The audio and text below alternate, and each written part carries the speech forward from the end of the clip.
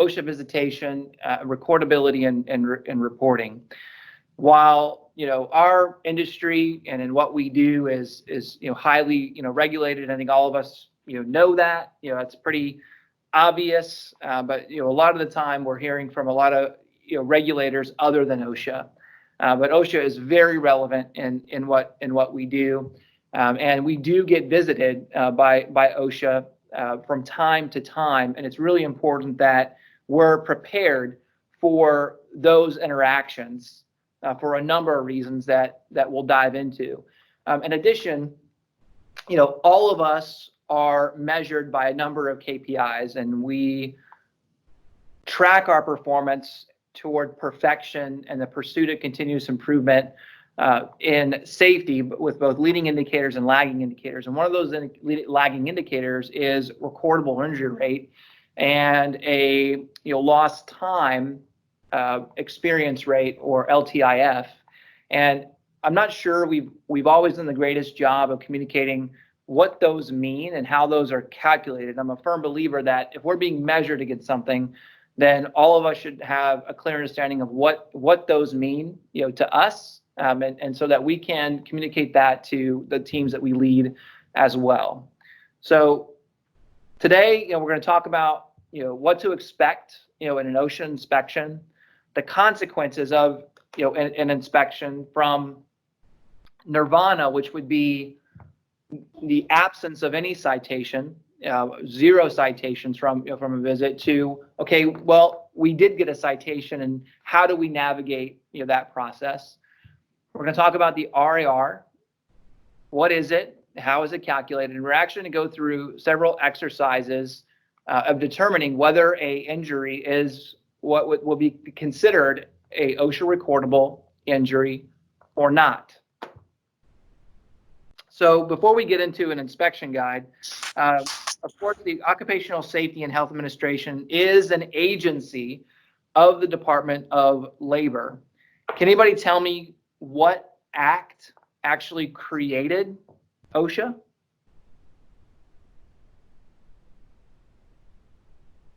If I Google it, I can. quickly Google. The Occupational Safety and Health Act was what created OSHA. Anybody guess what year it was created? I hear typing. 1936. 70. 1971. Who said 70? 70, yeah. 70? Yes. December 29th, 1970. And by what president enacted or was able to deliver this act? Richard Nixon. That is right. Gosh. I think you cheated on Google, A though. Cuban said that. that. Oh, my son is Guys, doing of course, some it's a history. Google, man. Let me tell you, My Google is the best. talking about that years, that frame of years this morning. 70, Nixon, 69 to 74.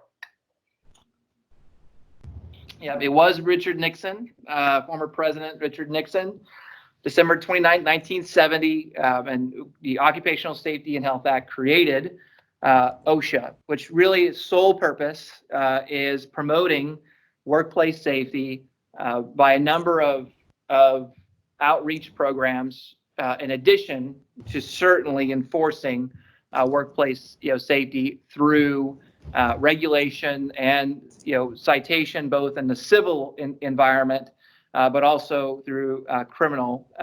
They can exercise both forms of penalties, although criminal penalties are quite rare. So let's talk about a OSHA inspection, right? So this document that I'm going to be sharing with you now, I will be distributing after the call, so you don't necessarily need to take copious notes or try to screen capture. This will be housed on our intranet, and Steve certainly be one of those documents that we would upload to our fantastic, magical document management system, in the coming months, as well. So, OSHA inspections, they are performed for very purposeful, reasons, in that an OSHA inspector can't just say, well, look, my afternoon is free. I don't have a Learning Academy call today, so I'm going to go do an inspection in Newark, or I'm going to go do an inspection in Philadelphia today. No, they have to have a very specific reason, and generally falling into these 4 categories or bulleted categories on the screen now. One of those is imminent danger, meaning that conditions or practices exist that there is a high likelihood or high probability of a death or serious physical harm to employees. And they may find out about that for a number of reasons. That could be through an informal or formal complaint. It could be in observation, either through an innocuous a visit or outreach call from another business, and they just so happen to see the behavior or the condition exists across the field, so to speak. But imminent danger is one of the triggers. A fatality or catastrophic investigation. So what does that mean? Well, if any unlikely event, and a tragic event of an employee fatality, or for a serious injury, one whereby we would have an employee staying overnight at a hospital, as an example, we have to actually notify OSHA in those circumstances. And as a result, they could exercise their right, their privilege, to follow up and visit a facility given that circumstance. Thirdly, a OSHA inspection could result from a formal or informal complaint. Now, informal and informal complaints, there's a lot of statutory rules around that, what makes them informal or formal. But the bottom line is, these complaints could come from an employee, it could come from a customer. They are generally no names are used, unidentified callers in many cases, and those calls being picked up by a local or regional OSHA office, whether it's a federal OSHA office or state run OSHA program like Cal OSHA. They have a state-run program. Many states do these these days. That OSHA inspector, based on the call and the detail and the potential and severity of risk that's being communicated, that complaint could be resolved via a letter that we respond to remotely, or they could prompt them to actually visit a facility. And finally, and it is probably the most broad, is a programmed inspection. And so it's a very general statement. They've got a lot of latitude to decide. But given the information from OSHA 300 logs, and OSHA 300 logs, they catalog our more serious injuries, so those in which that are OSHA recordable, which we'll cover in a bit more detail a bit later in the call. Those rates are cataloged across all businesses, all industries, and submitted each year to the Bureau of Labor Statistics. And so for those outliers, so let's say it's a specific industry or particular group or region within that industry, they can do what's called program inspections or targeted visits based on those outliers. And so really, it's those 4 categories that would drive an OSHA inspection. And again, they have to have a reason for coming into your facility. They have to be able to communicate what that reason is prior to actually conducting the visit as well, which we'll get into in just a few minutes. Any questions about what may trigger an OSHA inspection? Hey Gino, I don't have a question about triggering it, but I noticed on here it's on the bullet point about regular complaint that they show up unannounced. Is a regular complaint like if they would be something would be mailed in, or somebody went in person to complain about something? Is that when that would trigger that? It could both could trigger it. It's really up to the inspector and regional office to make that decision based on the perceptive risk, that comes across based on the letter, phone call, or if an individual decided to actually go to an OSHA office to make the complaint, all of those things could trigger either one. Okay. Thank you. But if you get an inspection, it's pretty rare for them to announce their visit. We consider it very lucky if you are provided advance notice. Now, based on, go ahead. Well, I'll just say from my past experience, though, I kind of find it to be the opposite of that. Mm-hmm. But there's been triggers. The triggers have been, we've had a major injury occur, or we've had somebody that has contacted them via the phone. So we've had several instances over the years as Metro Air Service where we've had to respond to different alleged complaints and so forth. And some of those have resulted in a visit, and some of those have resulted in where we receive a letter.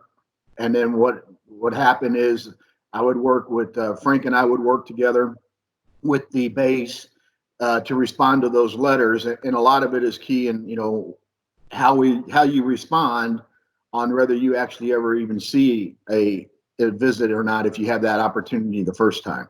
So yeah. I've never been involved in anything from my business side where we've had just an unannounced somebody from OSHA shows up and we're like, oh crap, now what do we do?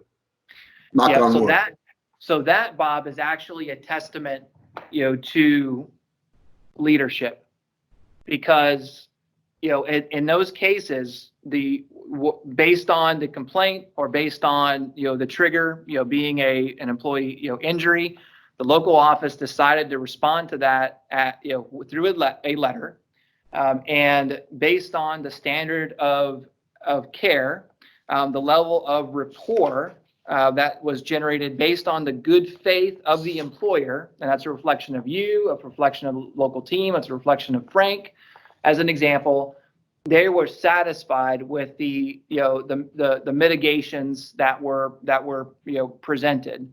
So that's actually really encouraging and what you really want to see. But they can decide either way. They can either start out with a letter, or they're going to start out with a inspection. And if they start out with the inspection, it's very rare that they're going to give you a significant amount of notice at all. Now, they may make exception to unique businesses that are not clearly open 24 hours a day, 7 days a week.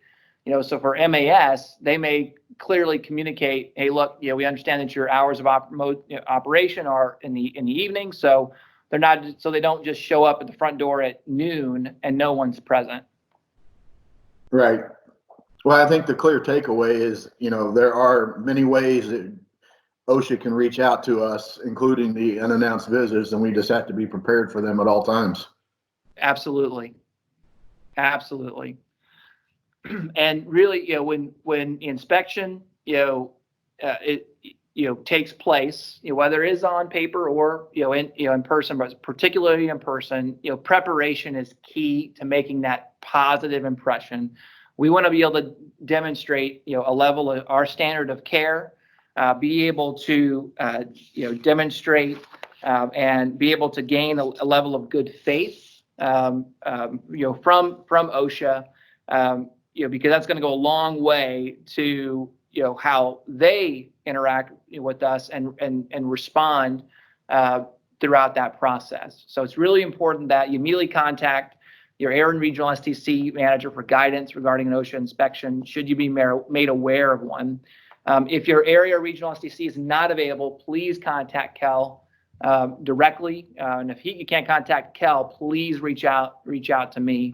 As we've mentioned, once a inspection is ultimately, once the office has decided, the OSHA local and regional office has decided that an inspection is going to take place, most times those inspections are not announced. They want to get a clear indication of how business is ran, so that you don't have time to sort of prep in the heat of the moment, or, you know, paint the facility before they arrive, et cetera, et cetera. So having a plan of action, you know, beforehand is really, really important.